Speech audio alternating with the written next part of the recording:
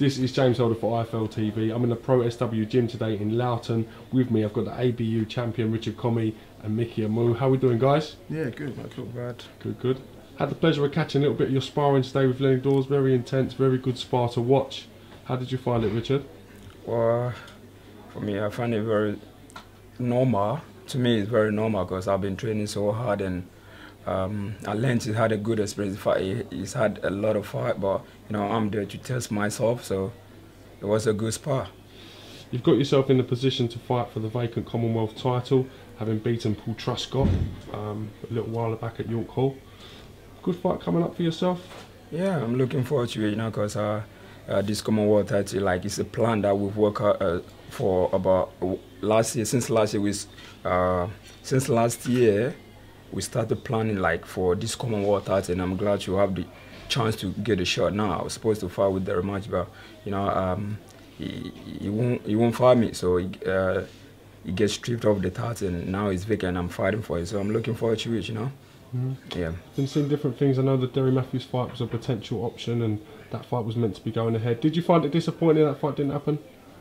Yeah, very disappointing because, you know, they come out with the first idea to fight me, but then they changed their mind, you know, because I was really looking forward to fight on that with him. You understand what I mean? But all the same, it's the title that I really want, so it doesn't really matter much because once I get a title, they won't have no option than to come and fight me.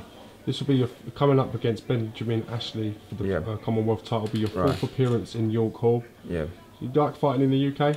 Yeah, I enjoyed it because it's my second home at the moment, and I'm loving it here because I'm now starting to get some. I mean, most of the Ghanaians in here they're getting to know me. So you know, I feel like I'm back home. I feel like I'm fighting home, you know. There's a lot of Ghanaians here, yeah. I feel like I'm in Ghana now, honestly. And with the help of my manager, you know, I feel great. I feel all right, you know. I just want to keep on going, you know. I just can't wait to get this started and keep on. Mickey, sir, if I could bring you in. Yeah. He's 17 fights, 17 KOs at the moment. Are you finding it hard to get him quality opposition? Well, yeah. I mean, we had we've been playing the Commonwealth title, and Derry Matthews was the champion since he had a draw with Anthony Corella.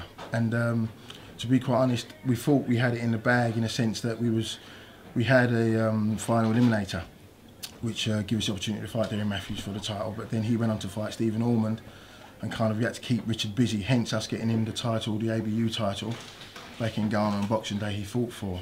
That's the African Boxing Union. African Boxing Union title, yeah. So he holds that title now, but it's really the Commonwealth that we have worked really hard to get, and for one reason or another we couldn't get it with Derry Matthews, so they stripped him, and obviously gave us the opportunity to find an opponent for Richard to fight. How much would it mean to you to win this Commonwealth title? I know you've been chasing this for a long time.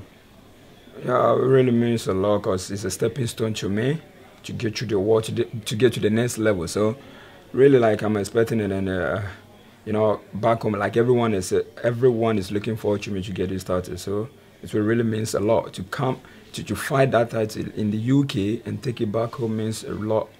Means a lot. What was your childhood like growing up in Ghana, Richard? I can't imagine you had the best facilities out there to train as a child. Nah. If you could see where we've been training, it's really tough. But you know, it doesn't matter. It doesn't stop us from getting where we wanna get. It's hard sometimes. Man, I could give an example. I was sparring for my ABU title, and my bull got stripped, and I had to take it off and spar with my legs on the on the concrete, you know. Before I had to send someone to get my second trainers to put it on and start sparring, because that's the nature, and you don't have to. You have no excuse. If you really wanna do, you gotta keep on doing it regardless. You understand? If you could, I hope one day you could come down to Ghana, see where we've been training, and you see the kind of talent that if we could get all these facilities that I'm having here, man, I bet you we get a lot of talents. Well, this is what Mickey Amu's been trying to do. I've been speaking to him for a while. I know he's been investing a lot of time and energies back home in Ghana, trying to develop some talent, you know. Yeah. So hopefully you're the first one to come of a new production line kind of thing. Right. And along with Richard, Carl, his coach is here. Carl, who runs the Bronx Boxing Gym in Bukum, legendary place of Ghanaian boxers, the likes of Ike Quartiers and Nelson come from. And there's there's a wealth of talent there that obviously haven't got these kind of facilities, but they are very, very good, talented boxers. So, I mean, Richard, on a holiday in 2010, caught my eye when I was with my 3 sons back in Ghana, and what he was doing in the gym was phenomenal. And we couldn't take our eyes off him, to be quite honest. And there are other boxers behind Richard doing the same kind of stuff. You know, and the boxing world is getting a smaller place. You know, with the internet, with social media, we can find out where people are boxing. You can watch boxing wherever you want to go. It's not a matter of, right, we're from Britain, so we're only going to fight British, or we're from Ghana, we're only going to fight Ghana, or wherever. You know, if you want to get to the higher echelons of sport of boxing, you have to look further afield, because the talent is there. And to be quite honest, the Premiership has proven that. You know, the Premiership now is the best place to play football because of the influx of foreigners playing football. Now the Premiership is regarded as the best league in the world. That's a big point. That is a big point. Do you think with his reputation growing and obviously his knockout percentage, it's only a matter of time before some of the big promoters and maybe even some of the big broadcasting companies take a look at him? Well, hopefully. I mean, we never set out for him to be a knockout specialist. Richard's more of a boxer. He's got skills. He's more of a stylish boxer. But the knockouts came and they came and they came and they came, and it's kind of, that's where his reputation is at the minute. But you know, at the end of the day, it's winning titles that counts. You know, winning titles, people start looking at you. And our first port of call was the Ghanaian national title, then the ABU title. Now it's the Commonwealth title. Once we win that, we'll see where we go from there. But you know, by winning the Commonwealth title, then once he's got that title, no one can dodge you, no one can duck you. He's doing it the hard way, hasn't he? He said he won an eliminator against Paul Truscott to get this shot. Whether it be now Derry Matthews has not got the title, he's going in against Benjamin Ashley, so he's got a chance to show his worth and prove he's meant to be at this level, hasn't he? He's doing it the hard way, but there's no other way to do it. You know, if you want to reap rewards, you know, you go through the hard roads to take them. You know, he's fighting away from home, he's living here, he's away from his friends, he's away from his family, but he knows how much it means to him. He knows what it's going to mean to Ghana when he comes home with that belt. And by putting the foundations in of working this hard and sacrificing now, it'll make the future a lot easier for him, you know, because you know, he's putting in the work now. He's putting in the sacrifices now. What do you think of the British boxing scene, Richard, if I can ask you that? Well,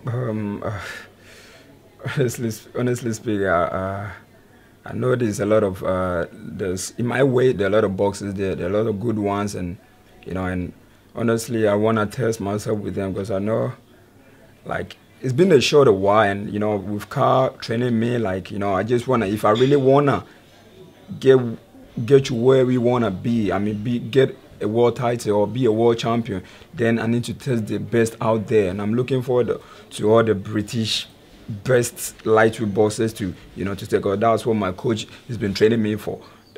Especially, I'm not training for only one fight, but I'm training for the future, for the best out there. That's what Carl has been training me for. So, you know, I know they got some good, quiet, lightweight bosses, and I want to test myself. And once I can pass through them, then I believe I can get to where Carl and I and make, you know, whatever they want to push me to. I mean, the world level then.